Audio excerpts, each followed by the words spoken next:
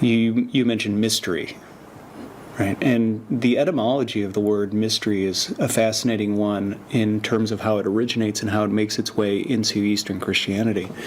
Mystikos, right? The word mystikos, from which we get mystery, its root, right? Its underlying root was muin, which was a Greek verb that meant to shut. And that referred specifically to the initiation into mystery cults, where you would shut your eyes and shut your mouth in order to be received into the mystery cult. And so Plato starts to use the word mystikos to refer to that knowledge that is had only by the initiated, that secret knowledge that's only had by the initiated. Of course, that's not really the meaning in the New Testament, but the point is the mystery cults, Gnosticism, gnosis, knowledge, the idea that these things are hidden and therefore can only be obtained through the process of the cult itself. Mystery in the New Testament is that which was unknown in the past, but now has been a part of the revelation of Jesus Christ. And so that's how Paul uses it in the key texts. Well, when this term gets picked up by Clement of Alexandria and the Eastern Christians, it begins to be used for that knowledge of God that is had only via Christ, meaning those who have been initiated into the faith, who have been received into the church, who have embraced the faith, those are the ones who have been initiated into a certain knowledge of God that comes only via Christ. Now, of course, what I would point out is what we would want to do is we would want to look at the term mysterion, and we would want to define it biblically, and then it's perfectly valid to go, Clement of Alexandria does this. Now, Clement of Alexandria is a broken reed. Origen. He even said Origen's not a church father. Well, of course he was a church father. But he was wildly unorthodox, and Clement of Alexandria was only slightly more orthodox than Origen was. And so you would want to define these terms biblically first, and then ask the question, did these fathers have an accurate understanding? Or, and this is the big issue, how many of them were deeply influenced by Greek philosophy and allowed that to become a lens through which they then started seeing things in the text of the New Testament or the text of the Old Testament? That would be how we would do it. What's also important is that for Clement, that's specifically referred to, mystikos specifically referred to the opening of the biblical text, the opening of the Old Testament in particular, to see the things that are there, right? To see that, for example, the ark is a type of baptism, right? And see that's why there's 3 stories to the boat, and things like that. Because Clement's point is that on the one hand, the Old Testament is filled with all these odd stories, right? Odd characters. Now remember, Clement leads us to Origen, who leads us to the allegorical interpretation of the Old Testament, which leads to literally more than a millennium of a fundamental degradation of the authority of the Old Testament text. Partly because of the division that took place between the synagogue and the church, part of which was necessary, part of which was not, because of an ignoring of Paul's warning in Romans 9 through 11, especially in 11. You had this there was a recognition, even in the medieval period, of the content of the Tanakh. But that was seen for a long time up until the Reformation. The Reformation really helped to undo this, but it was seen as having that knowledge is something anybody could have. This kind of thing, this kind of spiritual insight, which has no connection to the text, became the methodology. So you had to have this spiritually enlightened understanding text so you could see things that have nothing to do with what the original authors would have intended, the original audience would have understood, and do not have prophetic fulfillment in the New Testament scriptures. And that's where the issue is we're not talking about passages about the Messiah. We're not talking about Isaiah 9. We're not talking about things like that. We're talking about looking at things where God worked with his people in having the tabernacle or in these types of things, and where you all of a sudden start claiming to have this spiritual kind of knowledge of what this, and then you attach to that the idea that if you only have the knowledge that any old Joe on the street could have of what was going on in the Old Testament, well, that's anybody can have that. But you need to have the secret knowledge. You need to have the special sacred knowledge, which you only get in certain ways, you see. That led to the Old Testament becoming a closed book for the vast majority of people up until the Reformation. There were some exceptions during the medieval period, but they weren't popular exceptions in the sense of having major impact upon a large number of people. Characters, adulteries and murders and talking snakes and all sorts of weird stuff. And what does it all mean? And his point is, only in the revelation of Christ and the knowing God through Christ do you begin to see those things flower and open so that you see what they are really all about. And that's how Clement used the word mystikos. And then Origen of Alexandria, not a church father, but an early Christian writer who was very influential. I still don't get, how can you say he's not a church father? I suppose what he's saying is we recognize that he was unorthodox on numerous things, because he was. And in fact, the interesting thing is we do not yet know how unorthodox he was, because last I heard, I suppose something major could have changed, but the last I heard, all of his materials hasn't even been translated yet. And hence, a lot of his stuff is still locked away in original languages that only a few people have ever seen. Because he produced, it's like 6,000 volumes. It's like he had scribes just followed him around and just wrote down everything he said. Man, no thank you. That was weird. Brilliant, but not grounded. Yeah, exactly. Brilliant, but not grounded. Origen begins to use that and expand on that. Specifically, he uses his spiritual interpretation of the Transfiguration is that the Transfiguration, at the Transfiguration, obviously the story that we have some of the apostles there, and then Christ is transfigured. He glows with divine glory.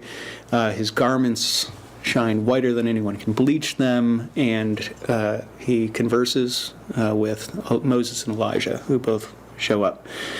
And Origen suggests that Moses and Elijah represent the books of the prophets and of the law, which have no light in themselves, but only become illuminated when bathed in the light and glory of Christ, and that Christ's white garments that glow represent the four Gospels that are illuminated only in the light of Christ, and that the apostles who are there are the illuminated interpreters. Yeah, because they're cloaked in a cloud of uncreated energy as well. That's right. Now, did you catch that? They're cloaked in a cloud of uncreated energy. Whenever an Orthodox person uses the term energy, tune in. Energia. I mentioned this last time. When I was, I got to bop around Kiev with my dear friend Nick a couple years ago. And we went to a museum of World War II and all the stuff that Ukraine has been through between the Soviets and everything else. It was fascinating. And it even had a section on the current war that was going on and continues to go on, which the world has pretty much ignored. That's a whole nother issue. Anyway, as we were leaving, we walked by a very large Orthodox church that had just begun a service. And so we walked in. And right up front was a gift shop where you could buy icons.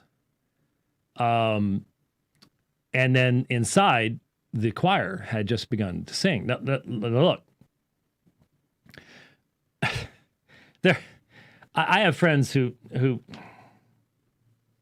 still have a lot of fundamentalist in them that freak out about this. But there are few things musically more beautiful in the world than chant.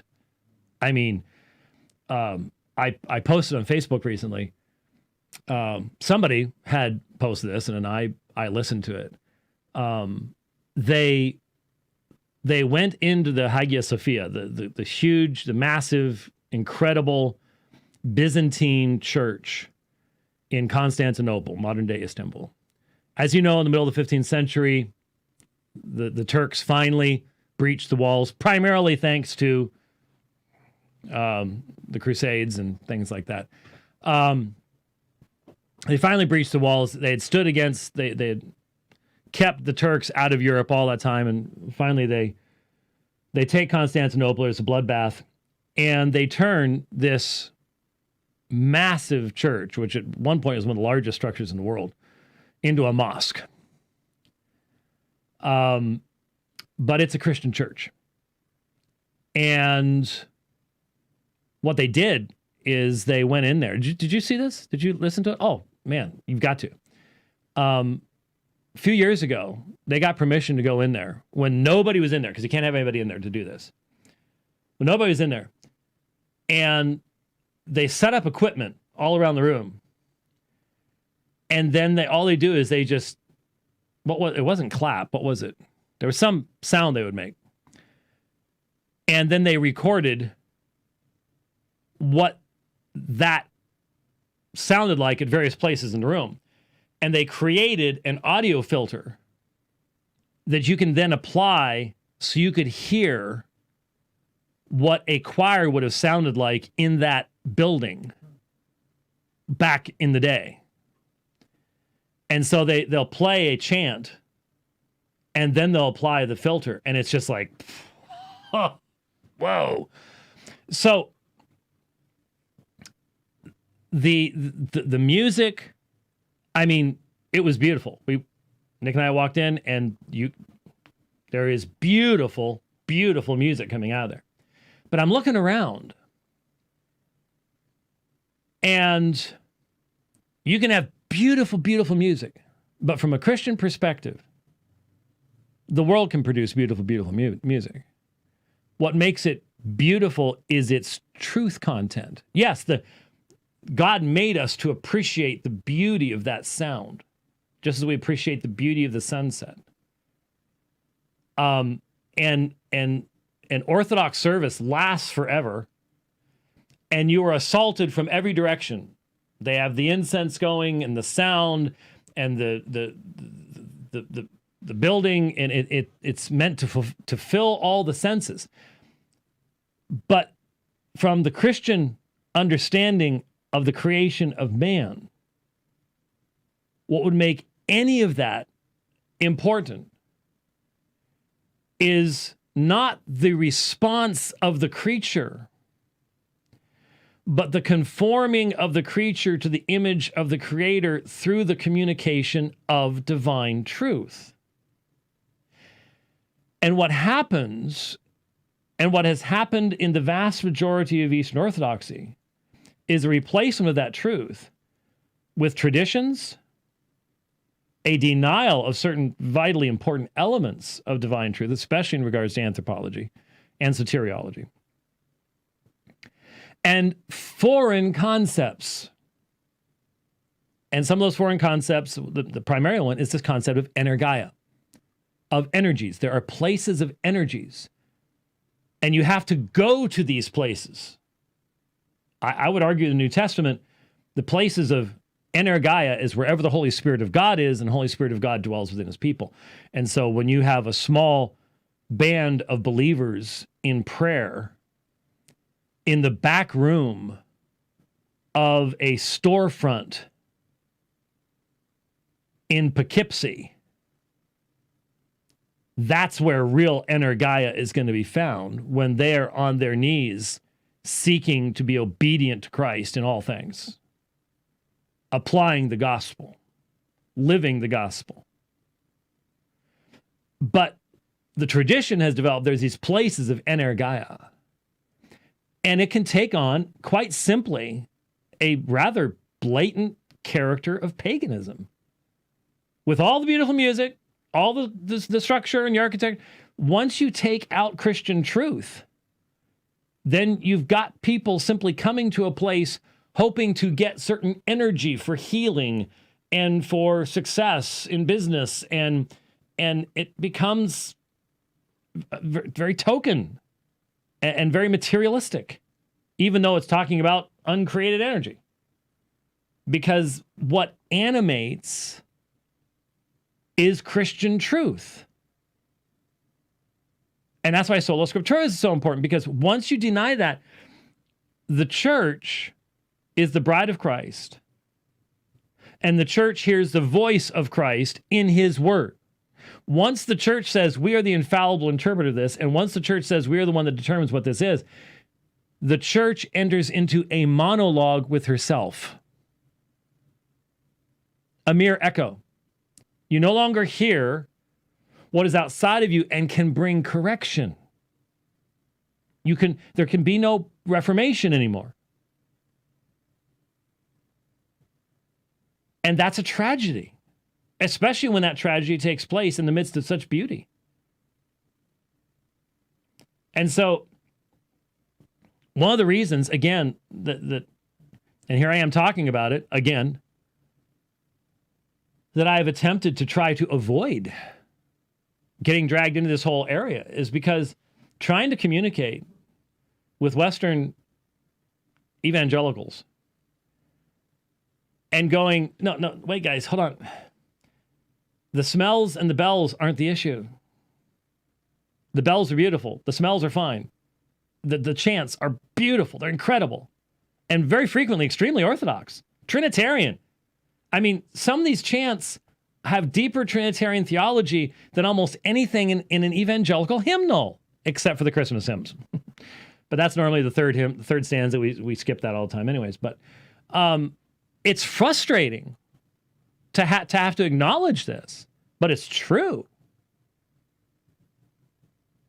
And that's what people focus upon. They just focus upon the external stuff, and just don't even begin to get to the point where you're thinking about, okay, Eastern people think this way, and so, okay, am I even really asking a question here? Is the answer I'm getting back even meant to answer the question I'm asking? I mean, it's just that much of a challenge. Like I said, these are westernized guys, and that's why they end up sounding so much more like just a standard Roman Catholic once they try to start answering questions that most Eastern Orthodox folks, in their experience, where they're not running into Western people. And of course, the internet's changing a lot of this. So that's another thing to keep in mind. But they end up having to adopt categories that are challenging in the expression of Orthodox belief.